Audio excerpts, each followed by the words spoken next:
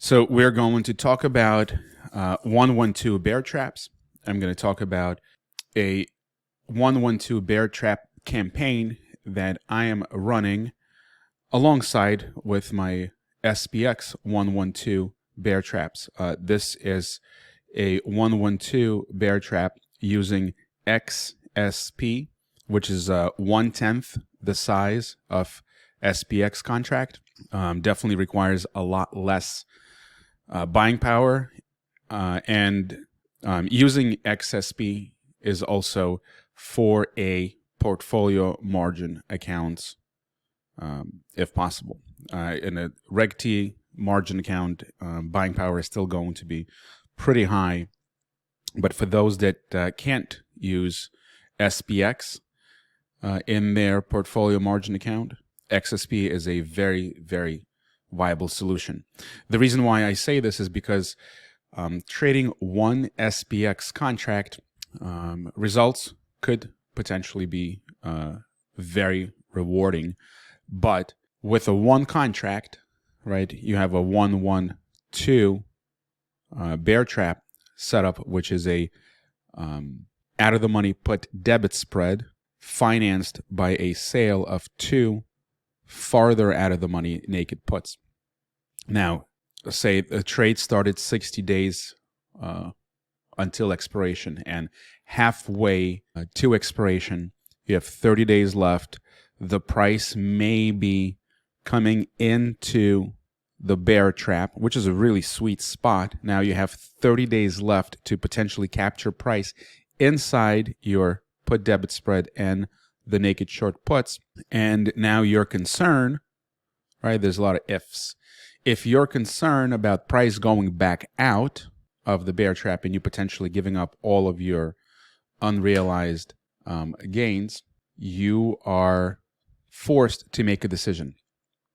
Either you're going to roll your long puts of the put debit spread closer to your short put, or you can partially take off the put debit spreads, maybe partially take off your naked puts to lock in some profit and hold it for the remaining 30 days.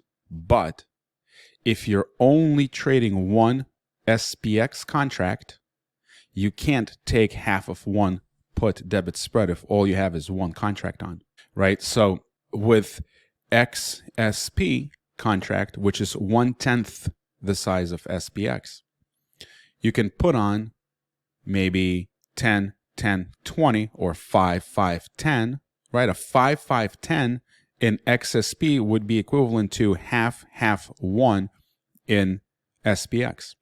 So going with XSP will give you an opportunity to trade multiple contracts and give you the ability to make incremental adjustments along the way as the price is going in and out and back in and back out side of your bear traps.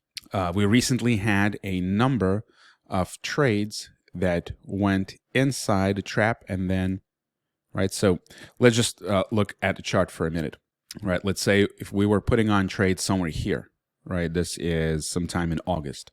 We saw a move up and then a move down inside the trap, and then back maybe outside the trap and then deeper into the trap, right?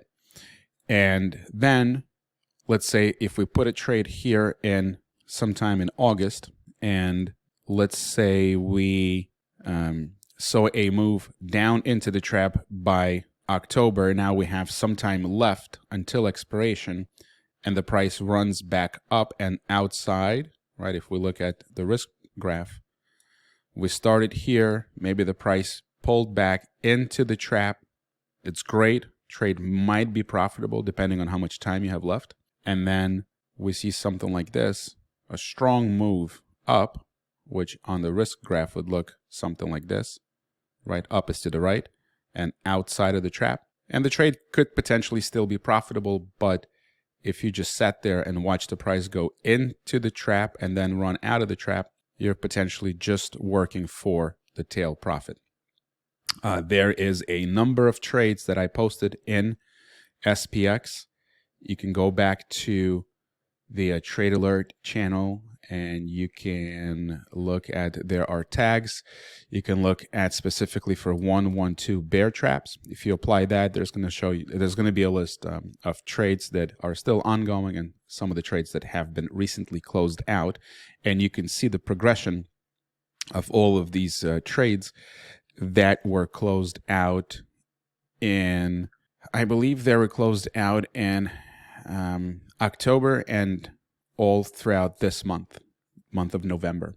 And a lot of trades where price ended up outside of the bear trap, right? So we, instead of just making the tail profit, because we were able to make incremental adjustments, such as rolling long puts, maybe removing some of the put debit spreads, removing some of the naked short puts, we were able to increase our profits. We were able to decrease our risk, right? Because taking off some of the naked puts also frees up buying power, reduces risk. Yes, it does reduce potential reward inside the trap, but guess what? If the price came into the trap and then ran out and stayed out, if you did nothing, you have a great potential inside the trap, but you have a lower potential or the tail profit. But if the price ran into the trap and you were able to remove some of the put debit spreads, remove some of the naked puts, you reduced risk, you potentially unlocked more reward if the price ran back outside. So as the price did run, which is this move here, we were able to collect a little more than what the initial credit or what the tail profit was. So the idea is to use XSP instead of SPX if SPX contract is too big. My idea for SPX, unless you're trading at least 3 SPX contracts, I think XSP is the way to go. And we'll talk about stop losses and so that you get a better idea and understanding of what a 3 contract SPX position would require. And, you know, you can use that to kind of get a better idea if SPX is the right tool for you. Now, one more thing I want to point out is that just because I'm using SPX or XSP, I have nothing against options on futures, such as ES or MES, right? If you are using span margin, if you're using leverage that options on futures provide, totally fine. They're typically list very similar, if not the same, maybe in some cases, maybe even more expirations when you compare that to SPX or XSP. But if you want to compare them side by side, you will likely to see a 57 DTE with ES, a 62 DTE with ES or MES today, 78 DTE. So it's all about the DTEs. As long as they have the same days until expiration, it's totally fine. Sometimes ES or MES may not have all the strikes available. Sometimes XSP may not have all the strikes that are available for SPX. So that could be potentially an issue, but not a huge issue because you could always, like, for example, if I was putting on the trade today and I was using a 57 DTE and I needed to use a 417 or 4170 on SPX and it wasn't available, I would either go to 410, and if I wasn't willing to take less of a credit, maybe I'll just go out a week and go to 62 DTE, where obviously there are a lot more strikes available. Right, so there's always, and these kind of nuances, they don't make or break the trade. Right, so just because you go from 57 to 62 DTE, it's 5 days worth of difference. You can look at, you can compare implied volatilities, you can compare premiums. They're not that different. So don't focus on that. That's not here nor there. But focus on the structure itself, like what are you trying to accomplish and why you are selecting strikes that you are selecting. And if one or the other isn't available, what can you do to still accomplish the same that you were trying to accomplish with whatever isn't available, and how to get there. I'm going to take a look at, so far I have 2 positions in XSP. So we started layering XSP 112s. They have been, and you can see these trades also if you go to the mod trade alert. I think there is a tag. There is a tag, XSP. If you just select that, it'll show you all XSP trades. There are currently only 2. Trade number 2763 and 2769. All right, so I take the trade, I post it, and then as the trade evolves, whatever adjustments or whatever changes that I make, or questions that do come in for those specific trades, it'll be on that trade post or the thread. So, and one thing I do ask though, if you are going to ask questions about these trades, if you're asking questions on the thread for trade number 2763, let's stay on that trade, or whatever your questions, let's keep questions pertaining to that specific trade. If it's not related to that trade, if it's something general, you can go and make a post in the forum or ask in the chat room. But if you are going to ask questions on these trade posts, let's keep the questions on topic for that specific trade. So the first trade in XSP, which is 2763, this trade was initiated on November 7th. Let me just clear this up. And so this was 2763.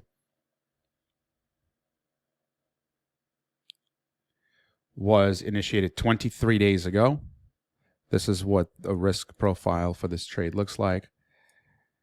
We did move about 1.26 standard deviations from when we took the trade. We took the trade somewhere here, which was November 7th. And as you can see, the market just up, and away from there. So we are now sitting with a potential tail profit. We collected $469. And now there is about $100 worth of potential reward, or the tail profit left. And there are 29 days to go. So we're about halfway into this trade. This trade, I'm going to look at my Thinkorswim to tell you what the current buying power requirement is for this trade, and we'll see what, if anything, that we can do with it. Typically with these kind of trades, they're kind of halfway, and looking at the bear trap and how far it is, the market over the next 29 days, and we have to think about what could possibly happen over the next 29 days. It's end of the year. Historically, this is a very bullish, we should expect calm markets, maybe drift to the upside, right? Everybody's waiting for Santa. So we can't really expect much. It's not very typical for the market to pull back, 5% in the last month of the year. Could it happen? Yes. It's not very likely. So the question here becomes more so, do I want to hold on to this trade and wait for the remaining $100 for the next 29 days? And the answer here is going to be, well, let's see, what is the buying power requirement for this trade, right? How much money does this trade currently take up? And is it worth the $100 that we have left in this trade to tie up this buying power, or can we use this buying power elsewhere to potentially earn more than the $100 over the next 29 days? Right? Does that make sense?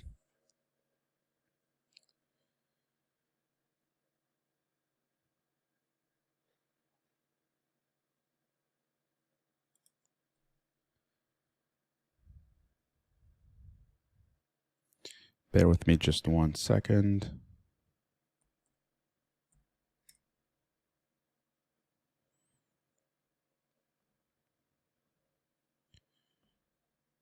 All right, so I'm just looking at the December 29th, and this trade currently is showing a buying power reduction of about $11,000. All right, so this is a 5 lot.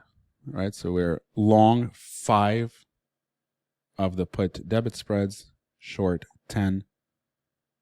Naked puts at 392. Very high probability that we're just going to expire somewhere.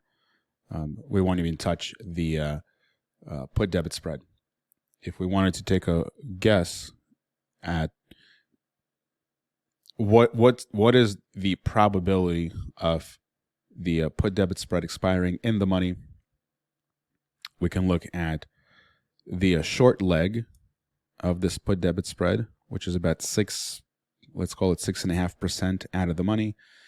We can use the delta, right, as a proxy for our probability of this option expiring in the money, and it's about, let's call it 7. So there's a 93% probability that 425 will be out of the money at expiration over the next 29 days.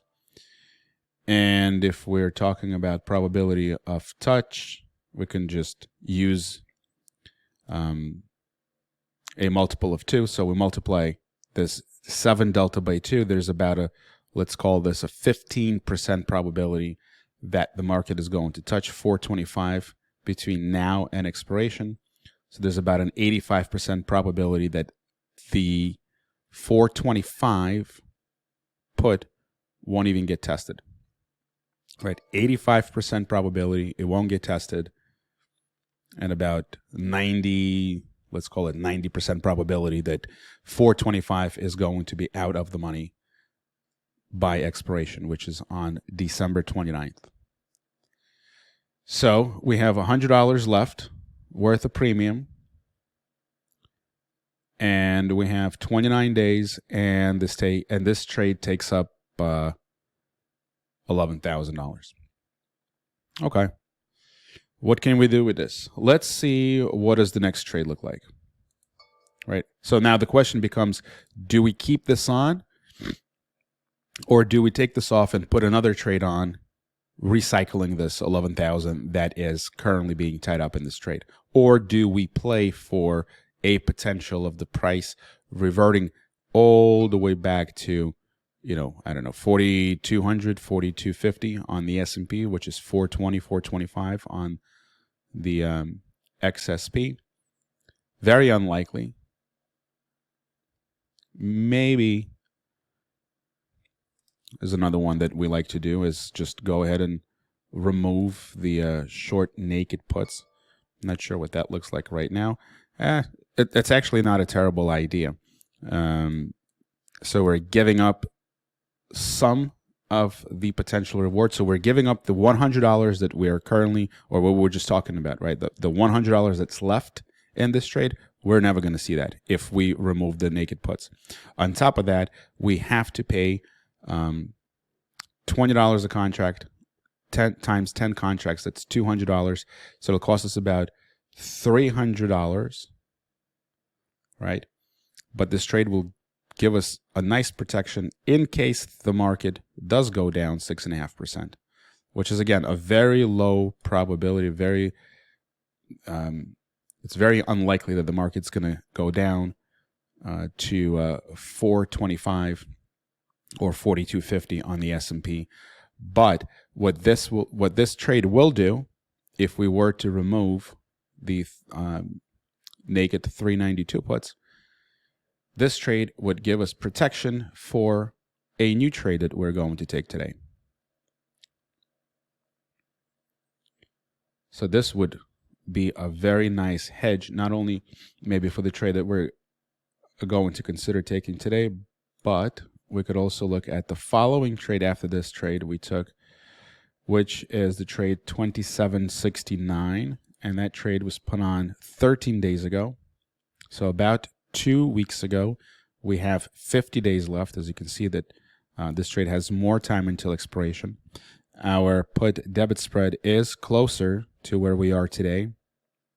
So a higher probability, there's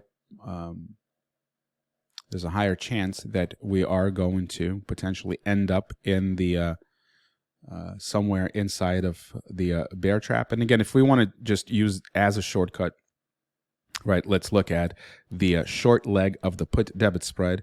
Look at the delta, which is currently about, let's call this 25.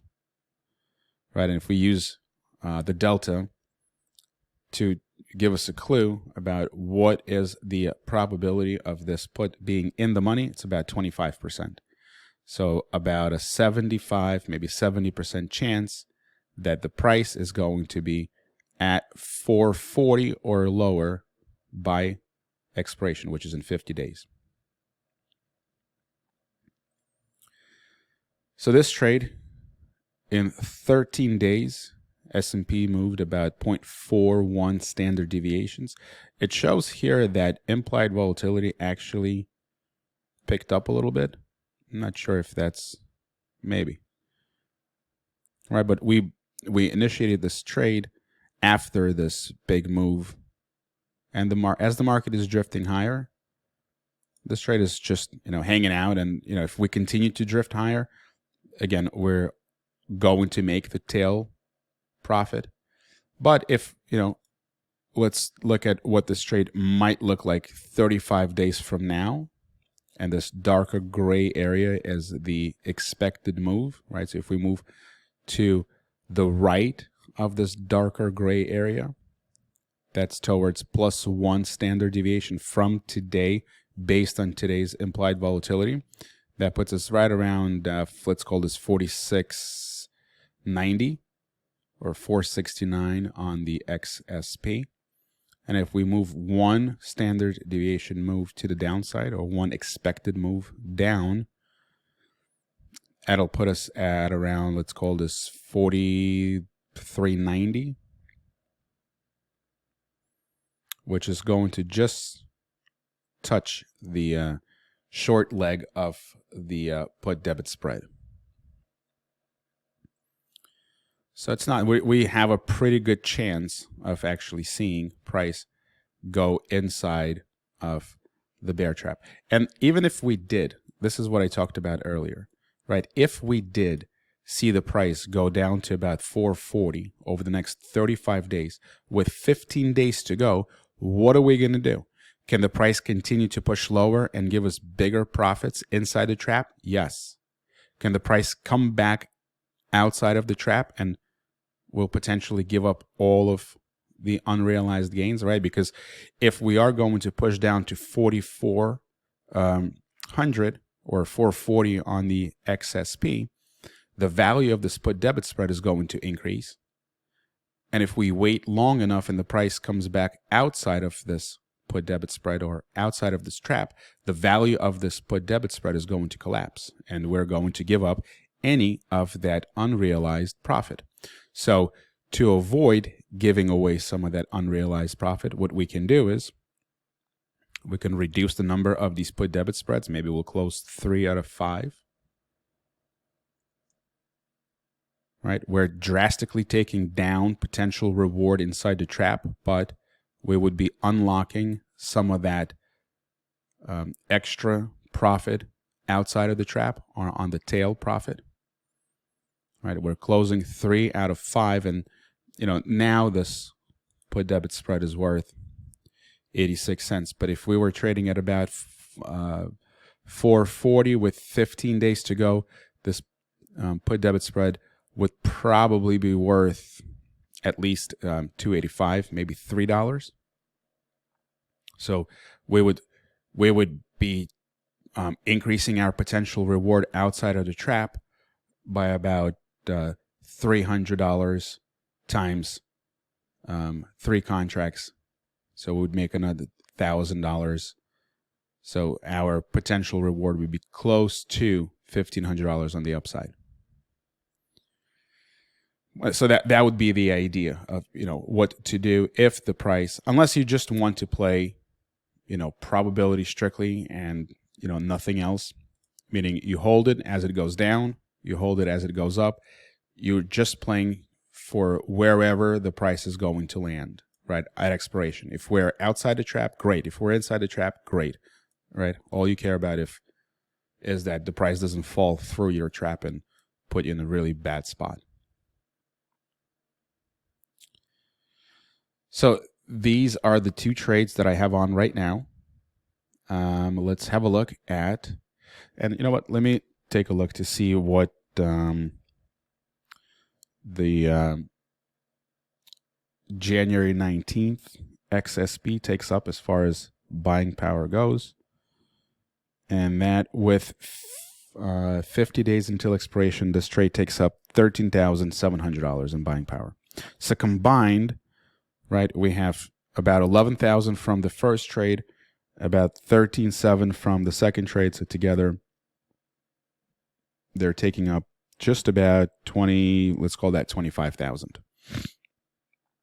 So now I am doing these trades in the context of a $125,000 portfolio margin, which is what is required for Thinkorswim. That's a minimum for portfolio margin with TD here in the US. So if we are going to, let's just use 50% as our threshold, right? We want to maintain at least 50% buying power, especially now, because if we look at where the VIX is, and yes, we could make the case that the VIX isn't the most accurate reading on volatility, but just in general, if we look at the VIX and what is the market telling us about the demand for protection 30 days out, VIX is at what, 13 and change? That's relatively low. Is it in line with this time of the year? Maybe. But historically, right, the average for the VIX is 18. We're way below that. So we could assume that volatility right now is compressed. So when volatility is compressed, do we want to have 80% of our buying power used up? Well, what are you going to do when volatility goes from 13 to 22? If you used up 75% of your buying power when the VIX is at 13, by the time we get to 15 or 16, you're probably going to run out of buying power, and now you have a margin call. So the idea is, right, 50% buying power usage is kind of like the baseline. It's not a law.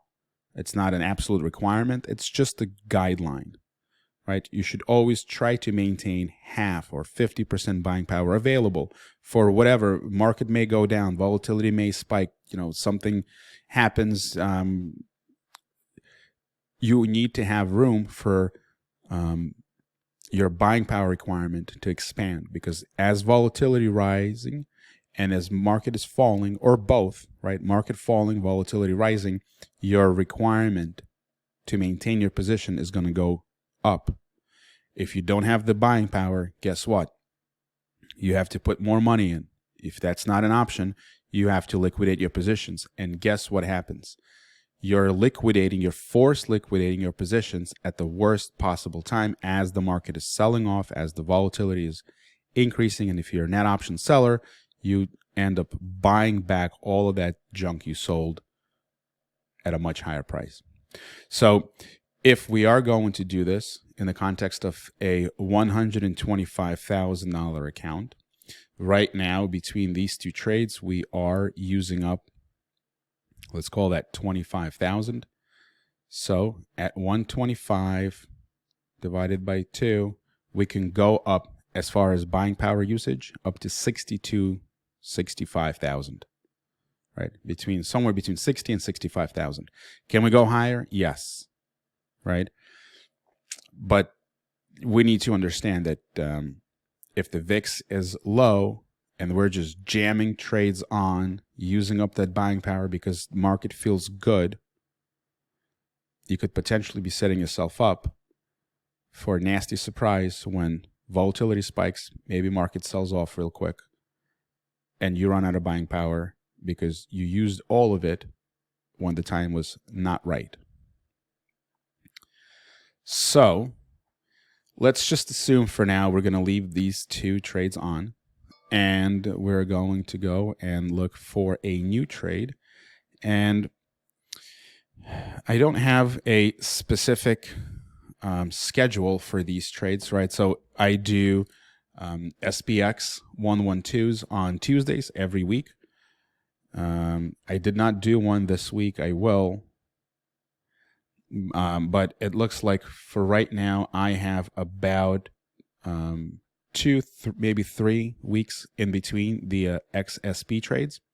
Again, I'm not going to put them on every single week because let's think about this.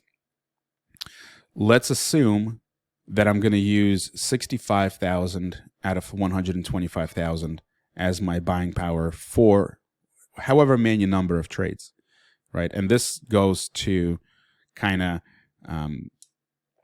right when people ask, well, how many trades can you put on, or how do you how much buying power are you going to commit to one specific trade? And I don't look at position sizing that way, or how many trades to put on, or how many trades to add to any campaign.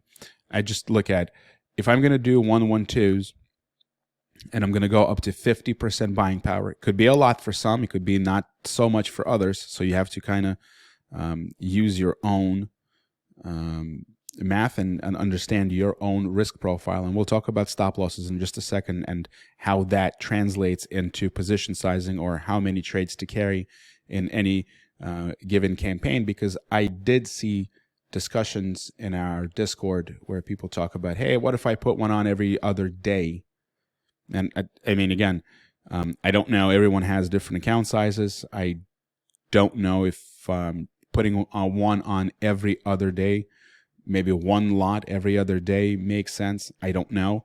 But we need to understand our potential risk in dollar terms and how that relates to your overall account size before considering, adding positions every other day or every day and so on. So I try to space out these trades, and let's go back to the math real quick. If I'm going to use, let's call this $60 to $65,000, I already have used up 25. So from 65, we back out 25,000. That leaves me with 40. We have to assume that each 112 in XSP on the 5 lot will probably take up about 15,000. So I probably have room for 2 more before I reach that 50% threshold, right? If I have 40,000 available that I plan on putting on into these new trades, and we have to assume that each trade could take up 20,000 to start, and then as time goes on, your buying power is going to free up, and assuming that volatility is going to decrease over time, and the market is not going to push deep into our traps early on. So if each bear trap is going to take up 20,000 and I have 40,000 available, I know I have room for about 2 more trades without forcing myself to exit any previous trades. So I'm probably going to run about a 4 or maybe 5 tranches in this campaign, and they're going to start to roll one into the other. So for example, the first trade has, 29 days. So maybe if I wait another 2 weeks, this trade is going to be about 2 weeks away from expiration. And then as this one expires, I'm going to put one more, and that's going to put me into a rotation where between the 4 4 or 5 trades, they will take up about $65,000 in buying power. So that's how I go about. So we are going to keep them at 5 lots. Right. So now that, and this is where we kind of go, off the rails a little bit. Why 5 lots? Why can't I do 2 lots every? You could do whatever you want. What I'm going to do is I'm going to do 5 lots, right? So 5, 5, 10. Right. So this is a 1, 1, 2 times 5. So I'm going to do 5, 5, 10 every 2, 3 weeks. And then I'm going to probably hold between 4 and 5 positions, and I'm going to let one roll into the other. If I have let's say if I have 4 positions on and the market is kind of moving around, maybe volatility has increased and I don't have the buying power, maybe I'm forced to close the oldest position to put something else on. I could consider doing that. Maybe I won't do anything at all. Maybe I'll wait for the first or the oldest position to roll off. But what's going to dictate how many trades and when to add new trades is my buying power, not any specific allocation based on somebody else's risk profile. I'm going to look at my buying power and where we are in general, right? So if I had used up 50% of my buying power, right, and the VIX is at 13 or 14, I don't want to, put more positions on, because I'm going to leave myself no room for my buying power requirement to expand in case the market does go against me. And my positions may not be in trouble, but if I run out of buying power before I get into trouble, what am I going to do when I'm in trouble? Right? So let's look at the third of the of this campaign, and the tool that I'm using, this is Option Explorer. For those that don't know, this is what I use to track and analyze my trades. I look at potential adjustments with this tool before I make any adjustments. This gives me the visual and gives me the Greeks and everything that I need to make a somewhat good decision before committing to any trades. Trying to do all of that math in your head is, I think it's just not something that we want to do. And for those that do it, it's great. But I would encourage everybody to at least try to use some sort of software. It doesn't have to be Option Explorer. Whatever it is that you can use. There's other softwares that are out there, but you definitely want to use something that's going to help you. Number one, keep track of your running P&L, especially if you're making adjustments. You want to know, if you're making adjustments and maybe you're realizing losses, you need to keep track of that so that even though you made a couple of adjustments and you took some losses, does the trade still have a chance to potentially be profitable?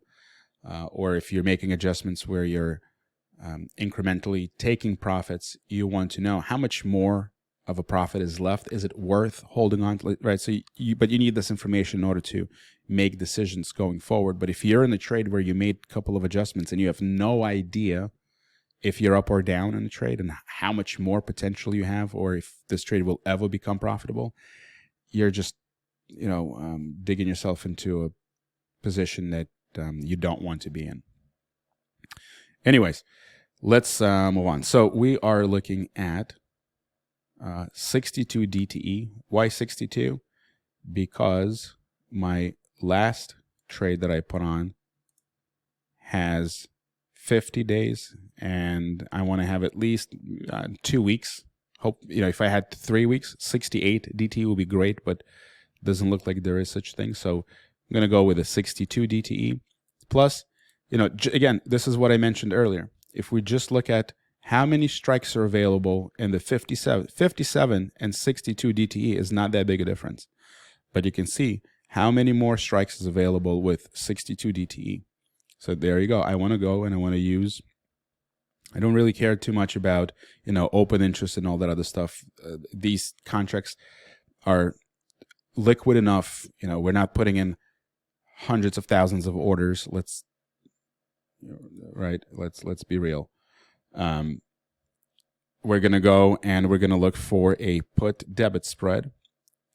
One way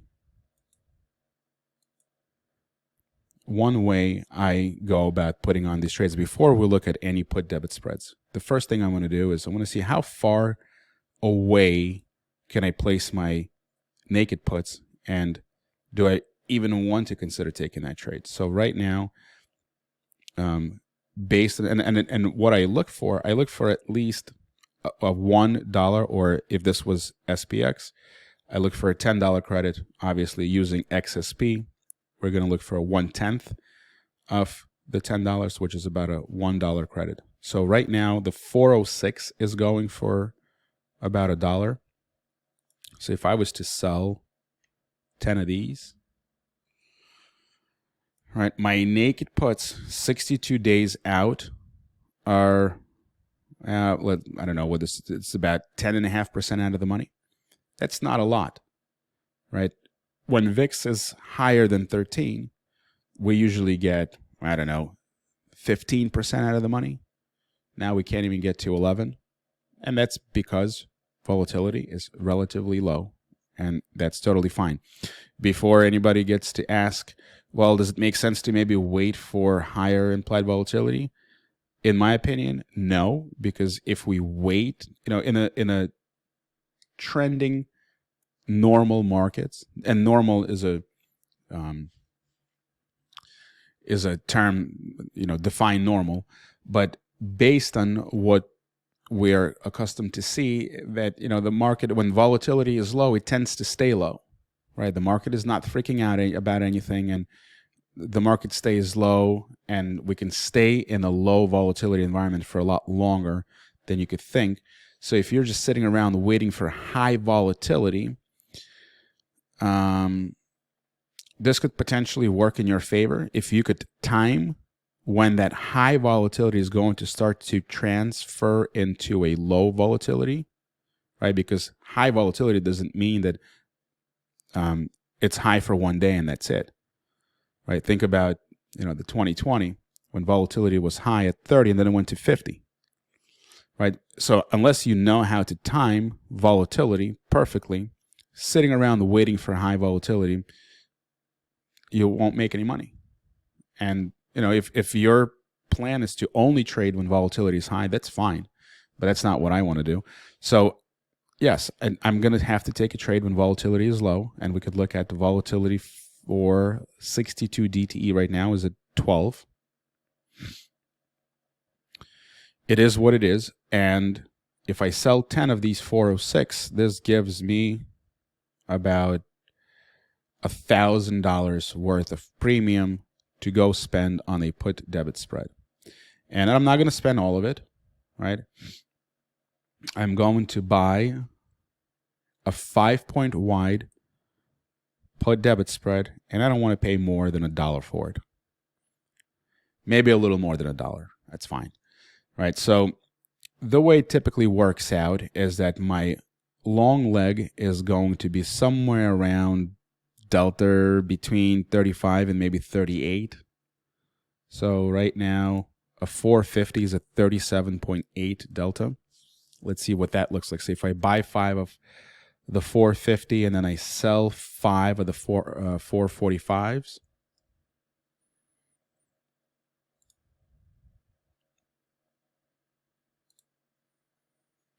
this is currently going for 86 cents. So let's call this 85 cents, right? So it's $85 per one contract. And if we multiply that, 85 times 5, we get $425 credit up front.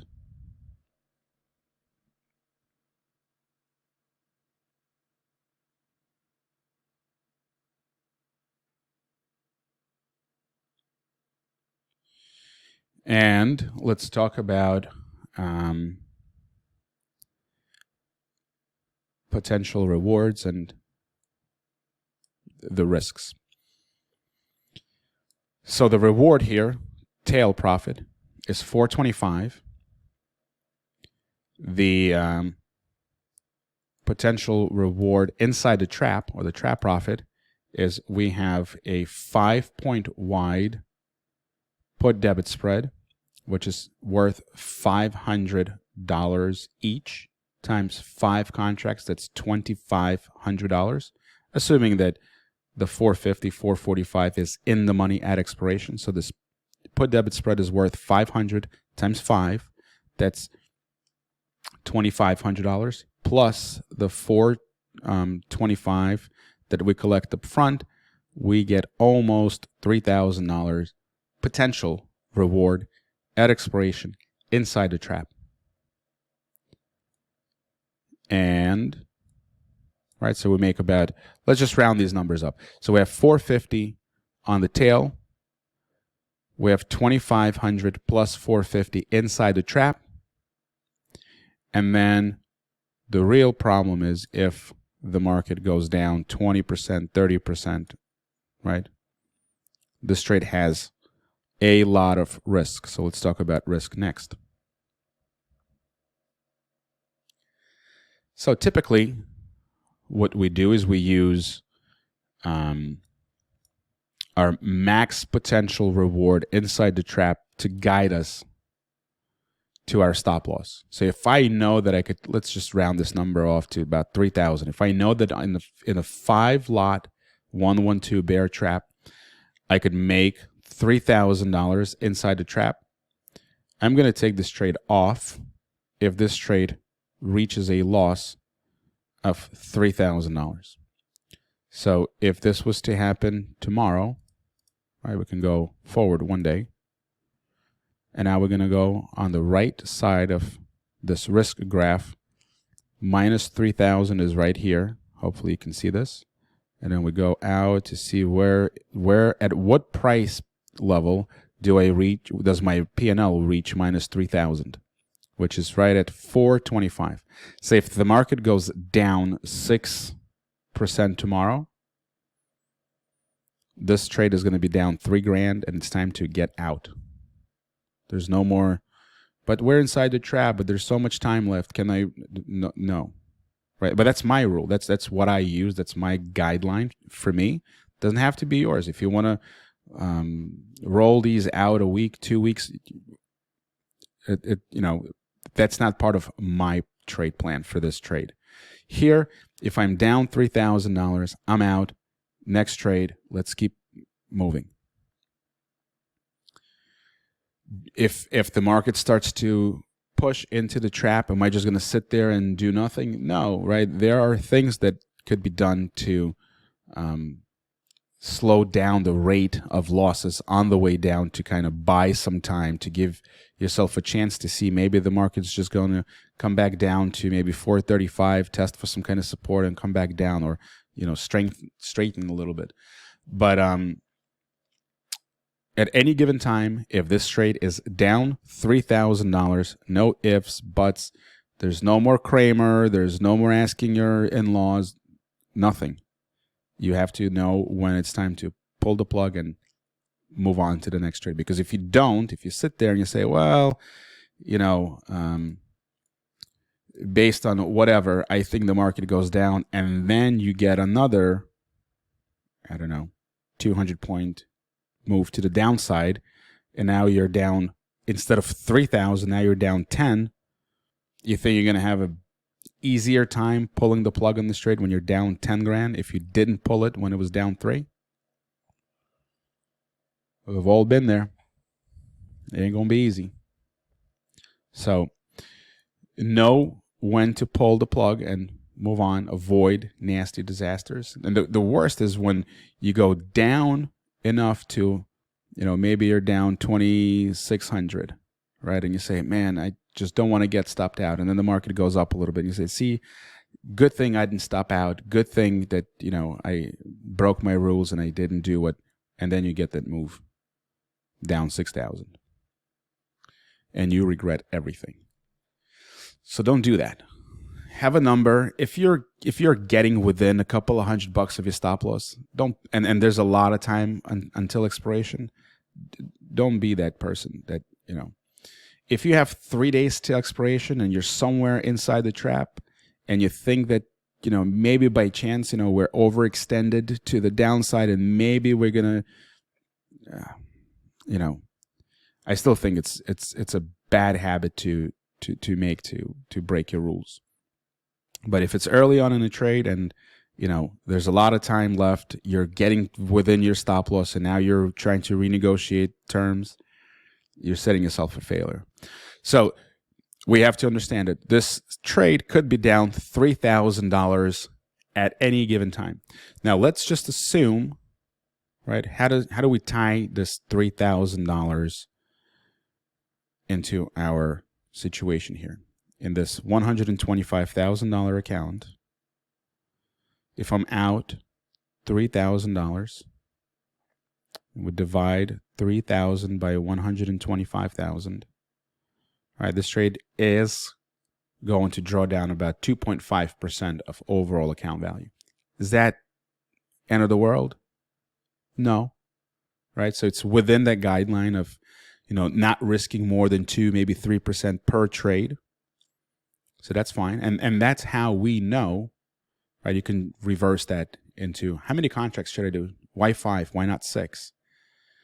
Why 6? Why not 10? I have all this buying power. I'm willing to go, right? Well, think about it. If you have a $125,000 account and you say, you know what, I feel strong and I'm going to risk 4% in every single trade, that puts you at 5,000. Okay, great. 5,000. Now, you see that a 5 lot will put you at risk of 3,000 in the trap. Okay, maybe you go and you do 6, or let's do 7 minus 7. And then here, instead of 10, we do 14. Okay, so that'll put you at max potential profit of 4,000.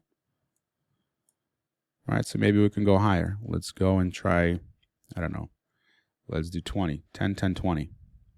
All right, so a 10 lot. This would be equivalent to a 1 SPX contract. Now, that's a little too much, right? So here we have a potential profit of 6,000, potential loss of 6,000. So maybe that's too much. Maybe we'll do 8.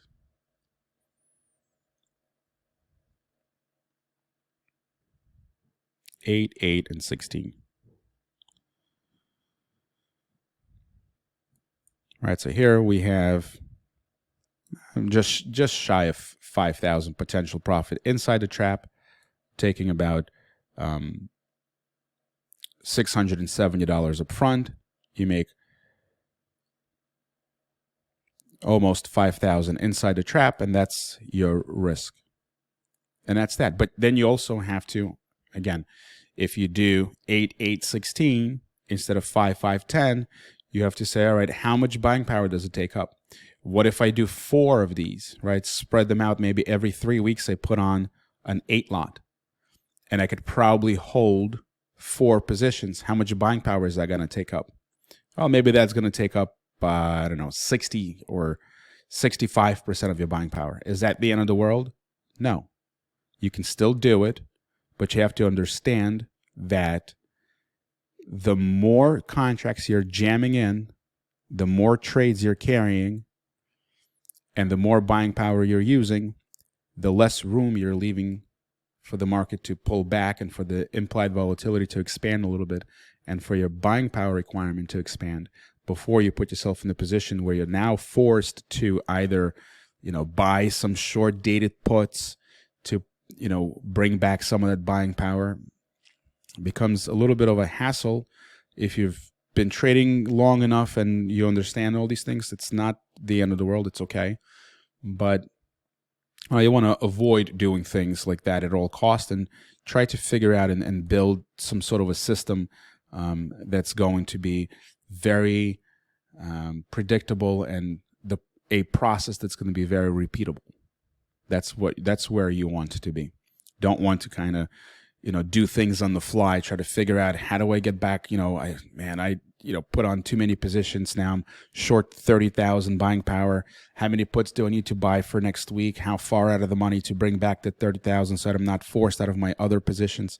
You don't want to be that trader, right?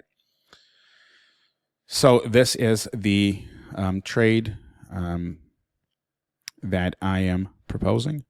We only have 2 minutes to go. I'm not sure if we are going to be able to get a fill. I mean, we can try.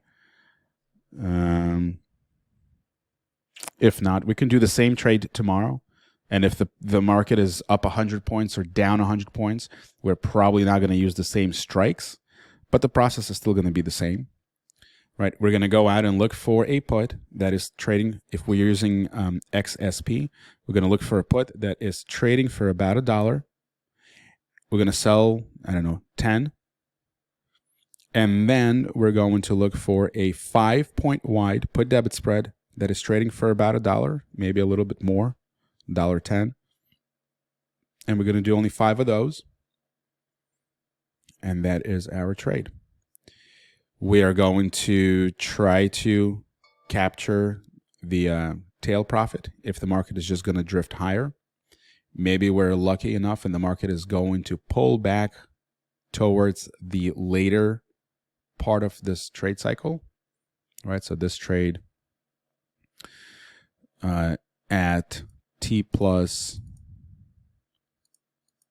55, 54, right? This is with only 8 days to go. You see how nice this risk graph looks like in the last week before expiration. So maybe we're lucky when the market's going to go up a little, down a little, up a little, and then just drift into the trap and settle somewhere inside here.